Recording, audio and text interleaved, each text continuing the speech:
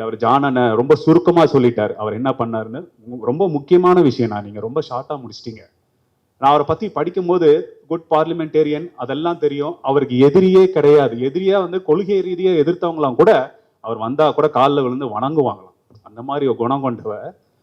ஒரு ரொம்ப வயதாகி ஒரு 70-75 அப்புறம் பார்த்தீங்கன்னா ஒரு ஹாஸ்பிட்டல் ஓப்பனிங்க்கு அவரை அழைக்கிறாங்க. நீங்க இந்த ஹாஸ்பிட்டல் ஓப்பனுங்க, kidney hospital, kidney speciality nephro hospital.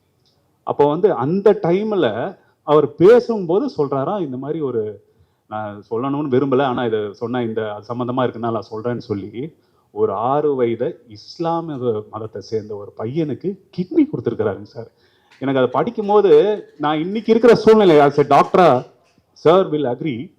இன்னைக்கு டிரான்ஸ்பிளான்ட்னு ஒரு ஃபேமிலியில் யாருக்காவது ஒன்று தேவைப்பட்டுச்சுன்னா அவங்க குடும்பத்தோட மனநிலைமை எப்படி இருக்கும் தெரியுங்களா? ஓ அப்படியா சார், மாத்திரமா சார், நாங்கள் வேற யார்ட்டா கேட்குறோம் சார்.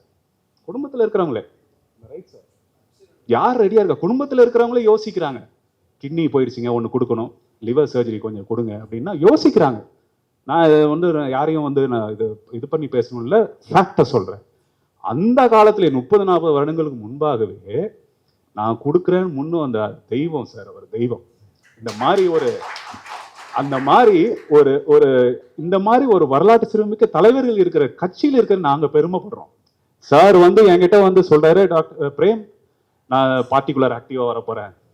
எனக்கு ஷாக்கு. பயங்கர பிஸி பிராக்டிஷனர், ஒரு ஹாஸ்பிட்டல் ஓனர், எப்படி இதுல வர முடியும் அப்படின்னு. அப்புறம் எங்கள் அப்பாட்ட போய் சாப்பிட்டுட்டு இருக்கும்போது சொன்னேன், இந்த மாதிரி அப்போ ராஜ்குமார் சார் கூப்பிட்டாரு, ஆக்டிவ் பாலிடிக்ஸ் வரப்போறாரு.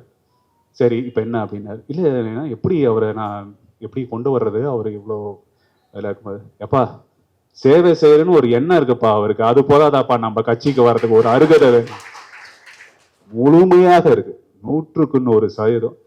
என்னால் இமேஜினே பண்ண முடியாது ஒரு டாக்டர் எப்படி இவ்வளோ எனர்ஜெட்டிக்கா இவ்வளோ அறிவு வச்சுக்கிட்டு. சார் 4 FRCS சார், 4 FR அவனாலே முடியாது. நான் சும்மா கொஞ்ச நாள் சொல்லியிருக்கேன், இன்னும் அது அதிகமாக பண்ணியிருக்காரு. அதான் சொல்றாங்க, ஒருவன் கற்ற கல்வியும் வளர்த்த அறிவும் மற்றக்கு பயன்பெறாமல் போச்சுன்னா அது வீண்.